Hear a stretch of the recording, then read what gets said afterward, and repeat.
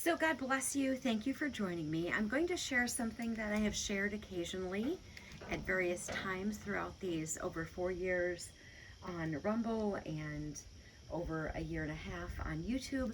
Every once in a while, I'll just throw this in as a refresher, or perhaps if you're new, which I do appreciate, this is something you've never heard before.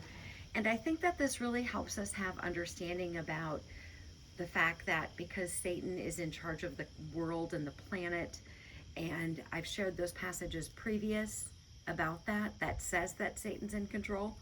But we're going to start in Genesis. We've got a couple of passages there, and then we're going to go over to 1 Corinthians.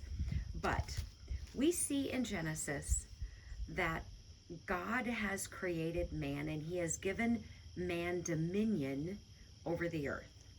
So this is Genesis 1, verse 27. Here's what it says. So God created man in his own image. In the image of God, he created him, male and female. He created them.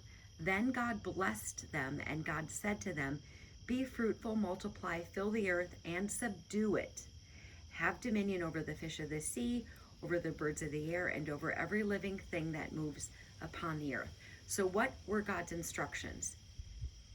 Be fruitful, multiply, fill the earth, subdue it, have dominion over the fish, etc., right? Those were the instructions that God gave. Now, when we see what happens after the fall, God is going to have a conversation with Noah. So this is Genesis 9:1. So God blessed Noah and his sons and said to them, be fruitful and multiply and fill the earth. He said nothing about subduing it and having dominion. He said nothing about that. Why? Because when sin entered the world, Adam lost dominion and gave it to Satan. That helps explain so much of what is happening and why the world is the way it is, because God gave it to Adam and Adam lost it. So God cannot say to Noah after the flood, subdue the earth, have dominion over the fish, etc. He can't, because Adam lost that control to Satan.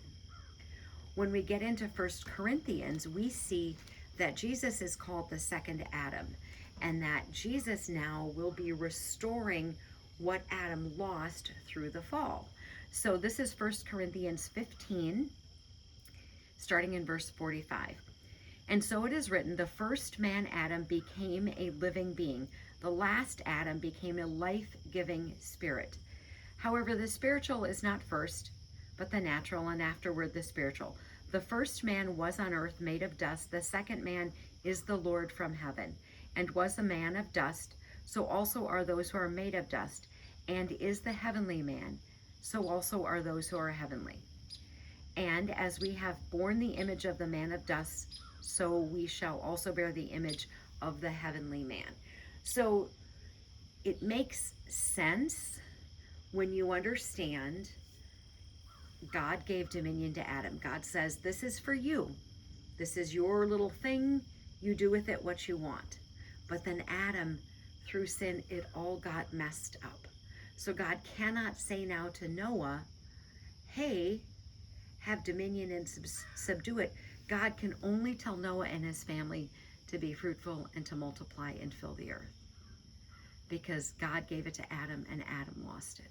This is why Christ is referred to as the second Adam, and why Christ has to redeem what Adam and Eve, what they messed up. Let me know if you have any questions or post your comments. You can email me at messagewps@gmail.com or post your comments below. Armor up, we ride at dawn. May God bless you as always. Have a great day.